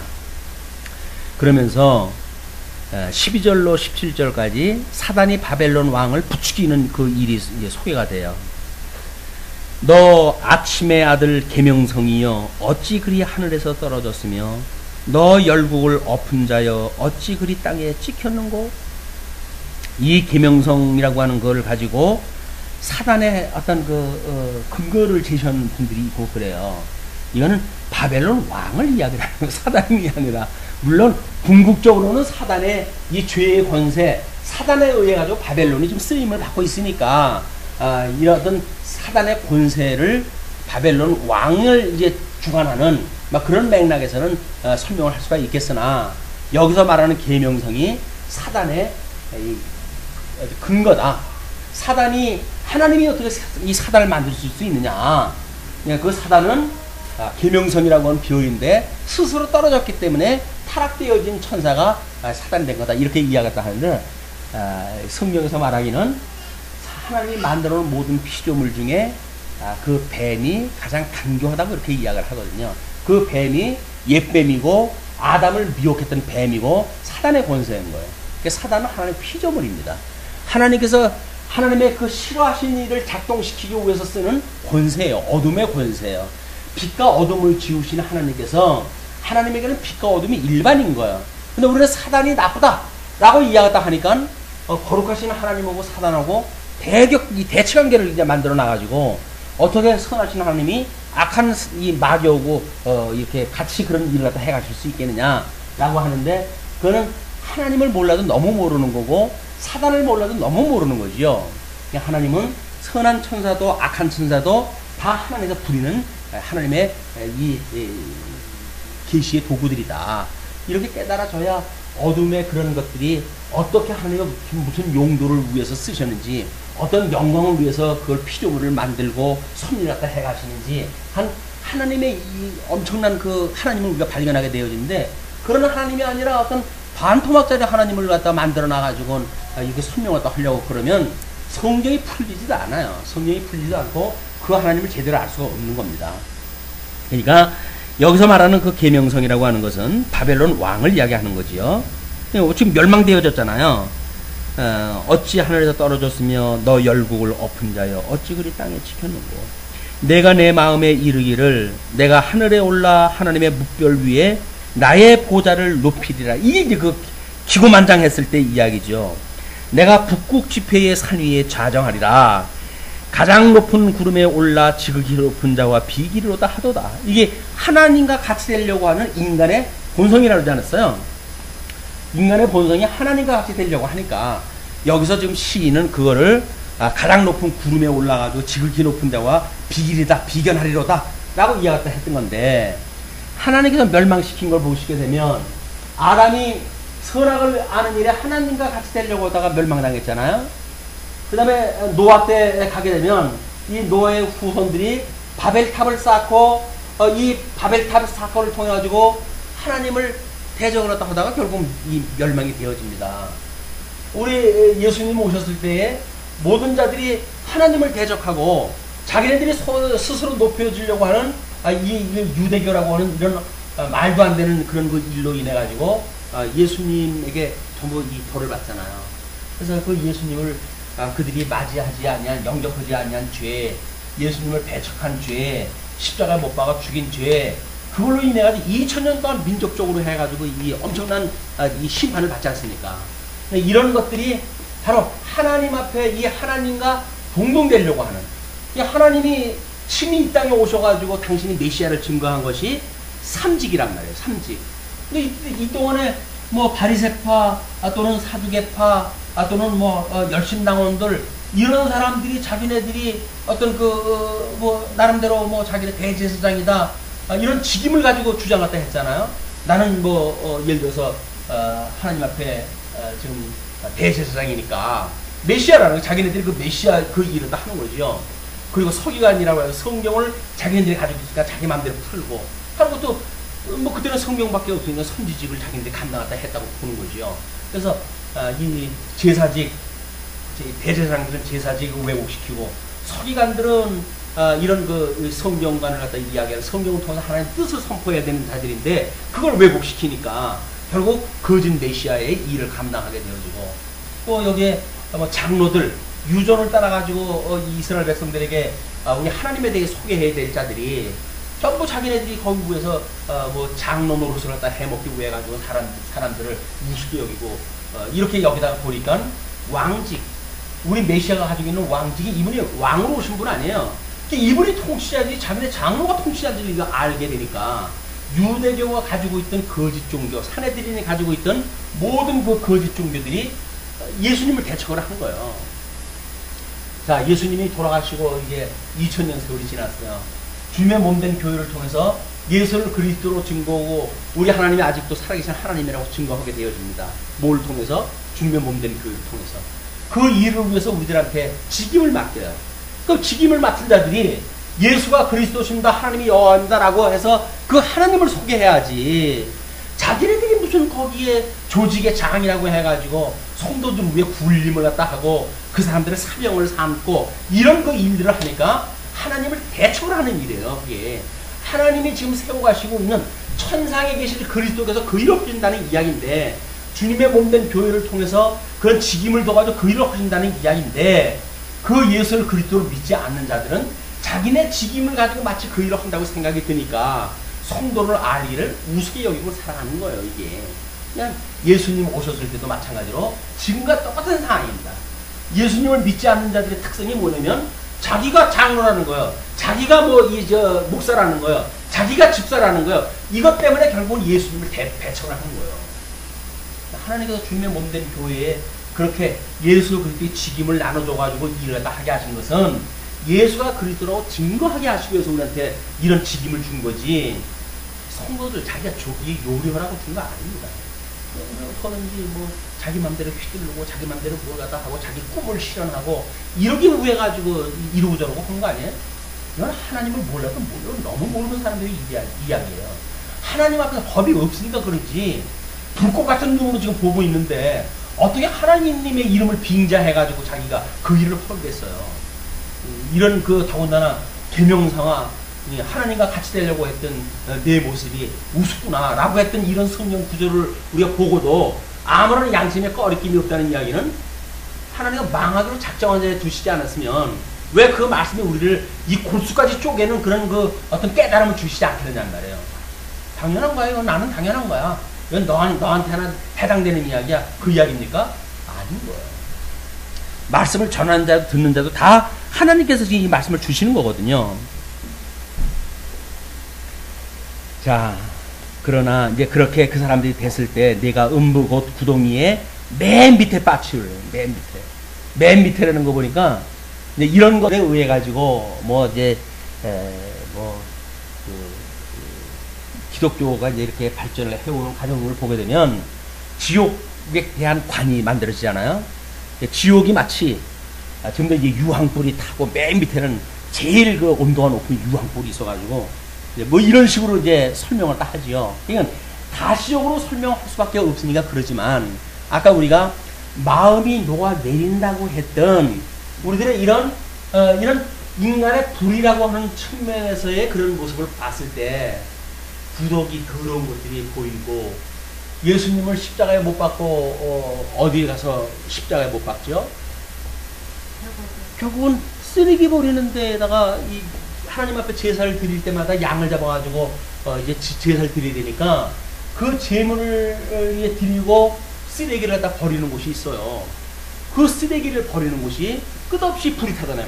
그 쓰레기 태우니까 그걸 우리 지옥이다 라고 하는 것으로 구약시대 때는 보여주고, 여기서는 또 예수 그리스도를 우리가 섬기는 그런 것이 아니라 그냥 예수 그리스도가 아니라 내가 뭘 갖다 이루겠다고 하는 탐욕으로 가득 차고 이런 것들로 해가지고 지글지글 끓는 우리의 심정이 결국 우리 지옥생활을 하는 거다. 우리의 평안이라고 하는 그거는 예수를 그리스도로 알므로 해가지고 우리가 얼마나 불의한지, 이거로부터 우리 주님께서 우리를 얼마나 자유롭게 했는지 그 자유를 느끼는 해방감이 우리 천국생활인 거예요. 여기서부터 해방되어지는 것이, 이게 하나님의 의로 말미암아 이게 되어진다는 겁니다. 내 노력으로 되어지는 것이 아니라 하나님의 의로 되어진다는 거야. 하나님의 의로 이걸 이루시는 주님의 이름을 우리가 끊임없이 의지하고 믿고 신앙하고 고백하고 찬양하고 하는 것이 신앙생활의 본질이다.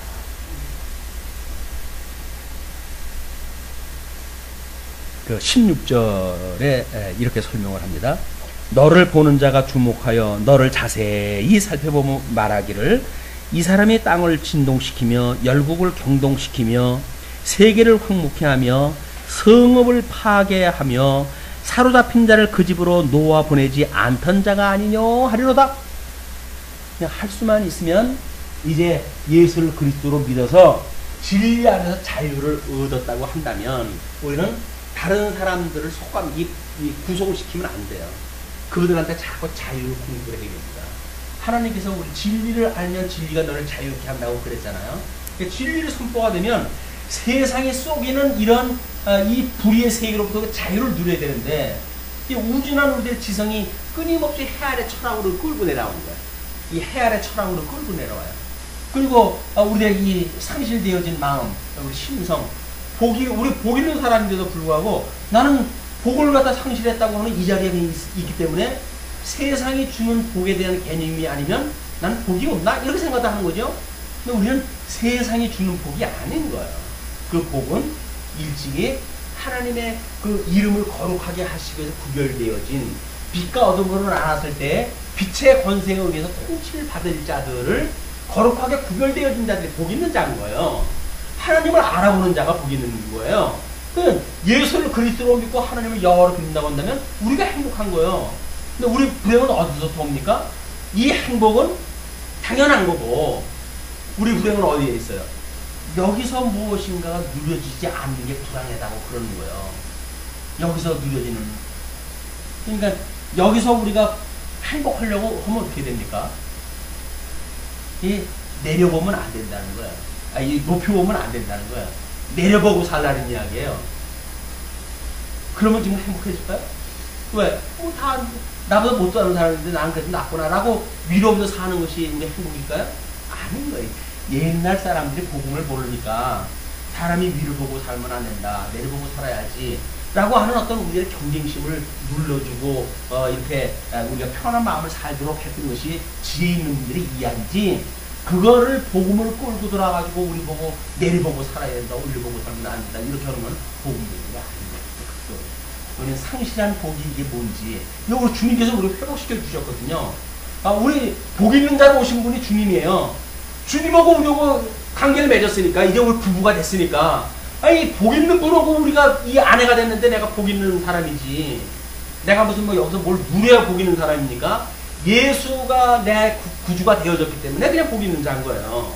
근데 그 조건을 가지고 행복을 찾으려고 하니까 아무리 들여다봐도 대한민국 같이 지금 이 좋은 세상이 없는데 이 좋은 세상에 내가 행복하다고 할 만큼 조건은 안 되잖아요. 아무리 봐도.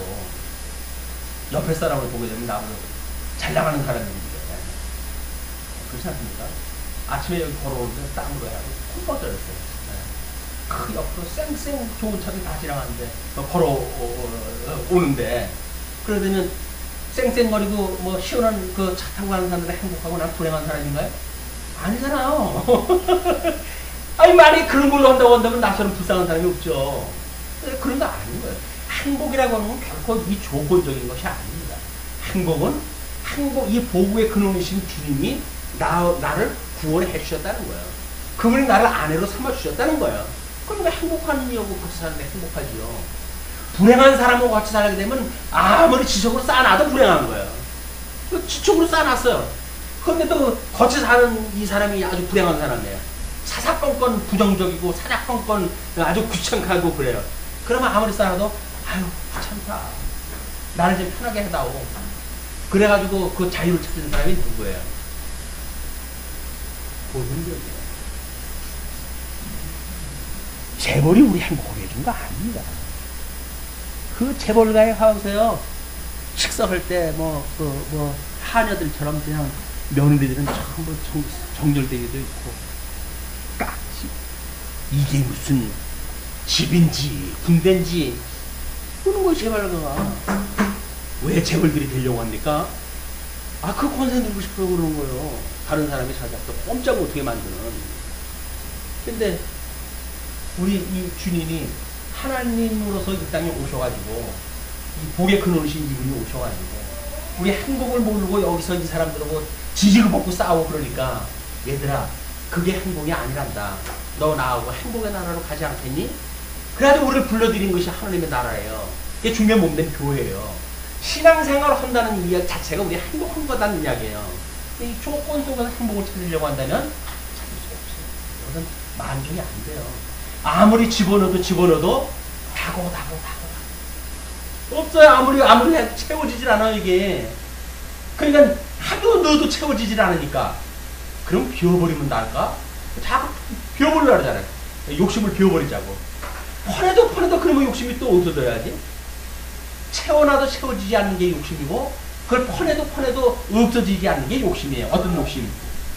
마음의 정욕, 이 더러운 마음의 정욕대로 우리 버려주신 곳이 이 욕심의 이 곳이거든요. 탐심으로 거듭 찬 곳.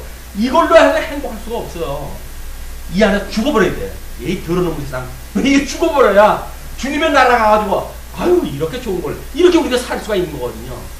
근데, 이건 뭐 좋은 거니까, 행복한 나라니까, 영적으로 해서는 이게 행복하다고 치고, 육적으로 해가지고 그래도 뭐 이게 좋지 않겠나. 양다리를 거치려고 나는 양다리 거쳐가지고, 이때는 여기서 행복하고, 이때는 여기서 행복하고. 근데 하나님께서는 하나만 선택하라는 거야. 우리 그러잖아요. 가끔가다 뭐 이제 시비가 벌어지면 뭐 특히 여자분들이 내가 좋아? 네가 뭐가 좋아? 그럼 신랑이 이게 참 답답한 거야. 아니 엄마는 엄마로서 좋고 아내는 아내로서 좋은 건데 아내가 시험을 갖다 하는 거야. 네가 어머니가 좋냐? 내가 좋냐? 그것도 또 한 발짝 더 나가서 뭐라 그래요? 자, 둘이 물에 빠졌다. 누구 먼저 살릴 거야? 어떡하란 말이야? 만약에 엄마 먼저 살린다고 그러면 죽인다고 되는 거 알겠어요? 아니 아내는 다시 얻을 수 있지만 우리 어머님은 다시 얻을 수가 없는 건데 마땅히 우리 어머님을 구해야지. 그렇게 아주 도덕적이고 모범적인 답을 갖다 했다? 그 뒤로부터 불행시장인 거예요. 그걸 원하십니까?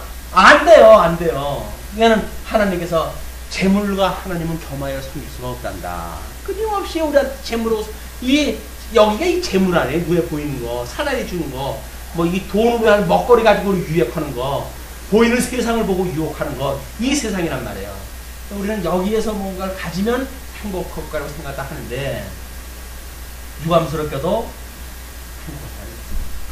요즘 여기 좀 뭐 경제적으로 명예적으로 지위를 이렇게 추구하다가 졸지에 돌아가시는 분들이 한둘이 아니잖아요. 왜? 뒷조사가 시작되어지니까 망신 나오기 전에 죽는 게 낫지. 근데 다 그래도 여기를 추구했던 분들이에요. 제법 지위 올랐던 분들이에요. 어느 날 뭐 이번에 또 뭐 군수 어떤 군수 돌아가셨더라고요. 뭔 일입니까 이 도대체? 군수 정도 돼가지고 그냥 뭐 지역사회에서 그냥 존경받고로 사는 되지. 무슨 장이 안 된다고 해가지고 공부에 자꾸 욕하고 해가지고 국내 죽음도 하지 않습니까? 우리 주님께서 살라고 했더니 우리 복의 나라 하나님께 주시는 기업의 영광에 참여하는 나라. 그러나 육신을 가지고 있기 때문에 우리가 부분적으로 여기서 살 수가 있겠죠. 그러나 여기에 주신 것은 끊임없이 우리를 불의를 깨닫게 하시고서 주신 거지. 그래서 행복누리하고 준 게 아니에요. 불의를 우리가 깨닫기 위해서 도움으로 주신 거다. 이걸 깨달을 때마다 아이고 내가 여기 와서 살아야 편해. 여기 와서 살아야 내가 행복해. 끊임없이 이걸 추구하게 되어지고 그러다가 우리가 육신의 장막 벗어버리게 되면 우리가 바라보고 살던 것, 늘 소망으로 두던 것, 그것에 여건 사는 거예요. 그날에 행복하신 거예요.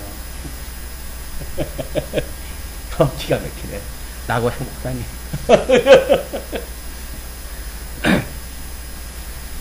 예.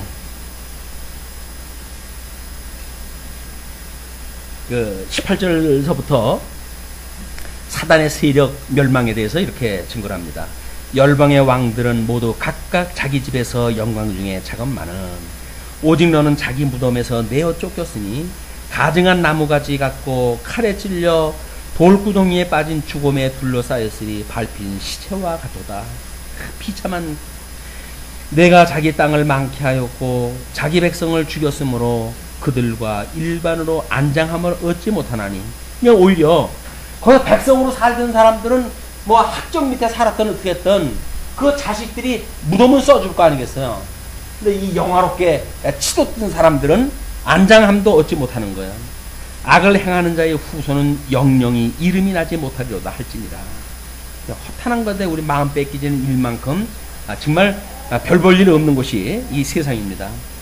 너희는 그들의 열조의 죄악을 인하여 그 자손 도륙하기를 예비하여 그들로 일어나 땅을 취하여 세상의 성읍을 충만케 하지 못하게 하라. 만군의 여호와께서 말씀하시되 내가 일어나 그들을 쳐서 그 이름과 남은 자와 아들과 후손을 바벨론에서 끊으리라. 나 여호와의 말이다. 그래서 바벨론 제국이 완전히 이제 없어지게 되어집니다. 바벨론 제국이. 그러면서 23절 내가 또 그것으로 고슴도치의 구렬과 물 웅덩이가 되게 하고 또 멸망의 비로 소재하리라. 나 만군의 여호와의 말이니라. 결국은 땅 속에 하나님께서 우리 이 천지를 창조하셨을 적에도 우리 윤리학에서는 천지를 창조했는데 이 지혜의 상태가 우리가 이게 혼돈하고 공허하며 흑암이 깊은 위에 있다고 이렇게 이야기했잖아요. 이게 천상계를 만들었을 때 이 땅입니다. 그러면 천지를 창조했을 때 이 천에 대해서는 다시는 언급이 없어요. 성경에 다시는 언급이 없어요. 그리고 이 지에 대해서 이제 이 혼돈했던 이거를 윗물과 아랫물로 나누시고 가운데를 궁창이라고 이렇게 이야기를 해요. 이게 하늘이에요. 이 하늘에 해와 달과 비를 갖다 두신 거예요. 그러니까 아랫물 세 개에 하늘이 있고 하늘 위에 또 윗물 세 개가 있고 윗물이라고 하는 땅에 대한 윗물인 거예요. 이게 우리가 보는 이 셋째 하늘이라고 하는 뭐 이런 그 개념이 여기서 궁창 그 위에 윗물 세 개 이게 지나가야 하나님의 이 하늘이 있는 거예요. 하나님이 만들어 놓은 천의 세계가. 그리고 공허했던 이 흑암에 있던 세계를 빛과 어둠으로 나누시고 공허했던 이거를 윗물과 아랫물로 나누시고 혼돈했던 세계를 하나님께서 물과 무축으로 나누시고 천상수를 나게 하시고 그것이 천상계의 일이고 이것이 넷째 날 이후 만들어지는 시간 세계 속에서 보여주는 계시의 역사다. 이미 하나님이 다 이루셨어요. 영원하신 하나님 나라는 다 이루셨어요.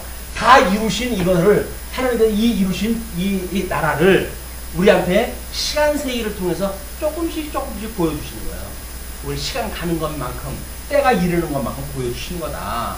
그러니까 이미 우리가 성경 계시라고 하는 건 완성되어진 거 아닙니까? 성경 계시는 1.1에게라도 더하거나 감할 수 없도록 완성되어진 거예요. 그 완성되어진 성경 계시를 통해 가지고 이미 이걸 우리가 알 수 있기 때문에 비록 시간 세계 속에서 우리가 살아가고 있지만 우리는 영원한 하나님 나라를 이게 백성으로 살아간다고 하는 걸 믿고 살아갈 수가 있는 거다. 자, 그러면서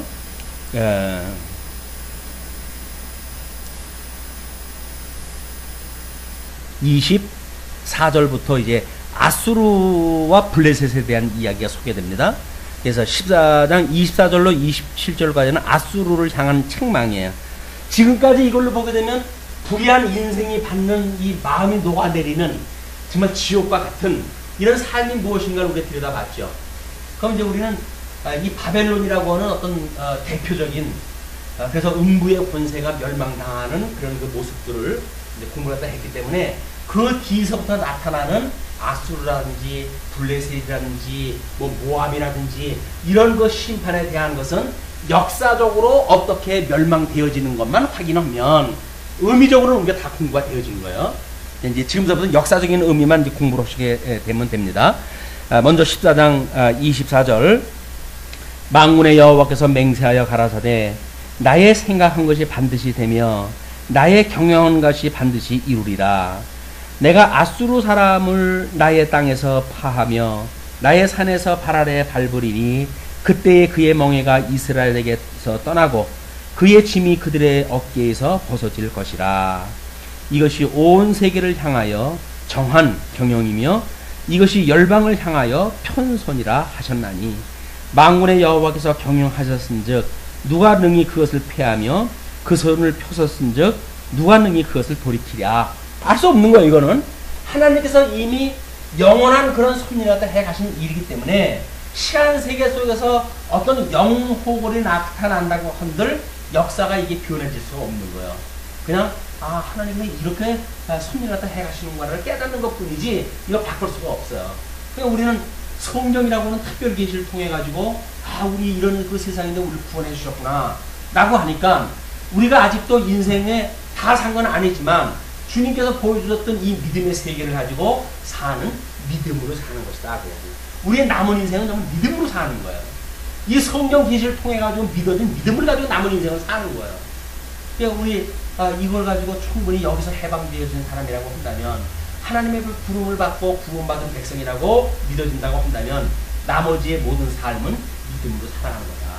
이 믿음의 세계를 끊임없이 바라보세요. 믿음의 세계를 바라보세요. 이제 이 땅두덩이 속 구더기가 꿈틀거리고 지렁이가 지글지글 끓고 불구덩이 같은 이 세상을 보는 것이 아니라 끊임없이 우리 행복한 우리 하나님의 나라 이것을 바라보고 살아가셨으면 좋겠다. 다음에 28절에서부터는 블레셋에 대한 이야기가 소개됩니다. 아하스 왕의 죽던 해에 받은 경고라. 블레셋 온 땅이여, 너를 치던 막대기가 부러졌다고 기뻐하지 말라. 뱀의 뿌리에서는 독사가 나겠고 그 열매는 나는 불뱀이 되리라. 점점 더 나쁜 열매가 맺혀지는 겁니다. 그러면서 가난한 자의 장자는 먹겠고 빈핍한 자는 평안히 누우려니와 내가 너의 뿌리를 기근으로 죽일 것이요 너의 남은 자는 살육을 당하리라. 이 블레셋에 대한 심판에 대한 그 이야기들이에요. 이것이 이스라엘이라고는 인적 국가들에 대한 심판을 이제 하나님께서 쭉 설명을 해 가시는 그런 가정에 있습니다. 왜냐면 15장 16장 가게 되면 모압에 대한 심판이 있게 되어지고 17장 가게 되면 아수르와 이스라엘에 대한 예언이 또 나오고 18장 20장 가게 되면 구소와 애굽에 대한 예언이 나오잖아요. 21장 가게 되면 바벨론에 대한 이야기가 또 나와요. 그 다음에 11절 17절 가게 되면 에돔, 아라비아, 게달에 대한 예언이 나오고 22장 예루살렘에 대한 이야기, 23장 시돈과 두루에 대한 이야기, 그래가지고 끊임없이 지금 멸망에 대한 거, 정죄에 대한 이야기가 해가시는 과정 중에 있는 거니까 그런 전체적인 맥락 속에서 이해가 하셨으면 좋겠습니다. 성문이여 슬피울지어다, 성읍이여 부르짖을지어다. 너 블레셋이여 다 소멸되게 되었도다. 대저 연기가 북방에서 오는데 그 항우를 떨어져 행하는 자가 없느니라. 이미 모든 그 조직이고 뭐 이런 것들이 다 와해가 되어지는 겁니다. 그러면서 그 나라 사신들에게 어떻게 대답하겠느냐. 여호와께서 시온을 세우셨으니 그의 백성의 공고한 자들이 그 안에서 피난하리라 할 것입니다. 이 하나님께서 시온을 세우셨으니 그의 백성의 공고한 자들이 그 안에서 피난할 것이다. 그냥 하나님의 나라는 이렇게 포로로 끌려갔을 망정 다시 회복해서 예루살렘 성을 회복시켜 줘가지고 그 나라의 백성으로 살게 하시지만 다른 나라들은 완전히 멸망되어진 상태에 있게 되어진다. 그러니까 비록 우리가 이게 포로 또는 우리의 육신의 소욕으로 죄 가운데 죄를 깨닫는 어떤 그런 기회가 할지라도 우리 주님께서 회복해 주시는 이 하나님 나라의 백성으로 가는 것까지 해석이 떨어져야 돼요.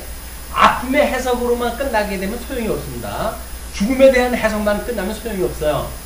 요즘 어떤 사람이 그 복음을 증거하는 사람이 있는데 죄의 문제에 대해서 아주 당당한 사람이 있어요. 난 죄인이다. 그래서 예수가 필요하다. 이렇게 말하는 사람이 있는데 그거는 어린 음식을 먹었을 땐 가능하죠. 그러나 단단한 음식을 먹으면서도 그래 나 죄인이다. 너 어떨래? 이렇게 하는 거는 좀 그렇잖아요. 어렸을 적엔 그럴 수가 있죠. 그러나 장성에서도 마치 그게 당연한 것처럼 이야기하는 것은 덕스러운 이야기가 아니다.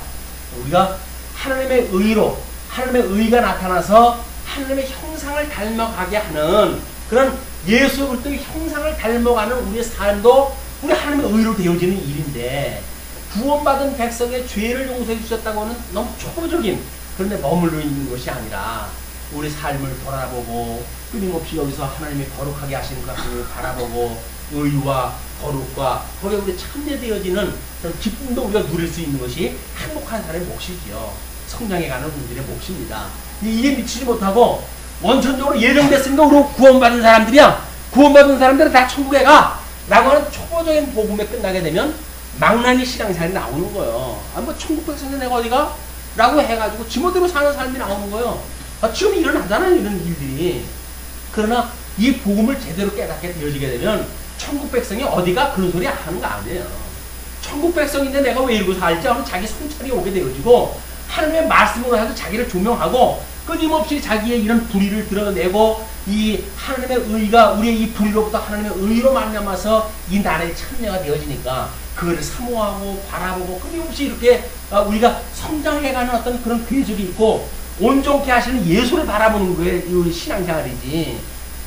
천국 백성인데 어디가 해가지고 신앙생활 망나니도 살고 하는 그거는 성경의 이 원리를 너무나 모르는 일이에요. 우리가 끊임없이 그 이야기를 하잖아요. 십자가의 사건은 양면성이 있다. 고난에 대한 것만 자꾸 이야기하다 해가지고 예수님이 나제들을 위해서 돌아가셨는데 라고 해서 자기를 정당한 데만 이걸 쓰면 안 된단 말이에요. 부활을 갖다 해가지고 지금 이 부활의 영역에 참여하는 것까지 포함되어진 것이 복음인데 끊임없이 나를 위해서 돌아가셨는데 뭐 이 예수님 피만 이야기했다 해가지고 또 뭐 어떡하라고 내가 예수님 나를 위해서 돌아가셨는데 라고 말하는 이야기는 어린아이들의 이야기예요. 우리가 믿음으로 말해서 성장해가게 되면 부활의 십자가를 보고 우리가 의에 참여했었던 그리스도 그분의 형상을 닮아가기를 위해서 끊임없이 기도하고 추구하고 하는 우리의 방향성이 주어지게 되었습니다. 이런 형평성 있는 복음을 다시 한번 기억을 하시고 또 흩어져 있는 한 주 동안도 행복한 한 주간이 되기를 빌면서 오늘 말씀 주겠습니다.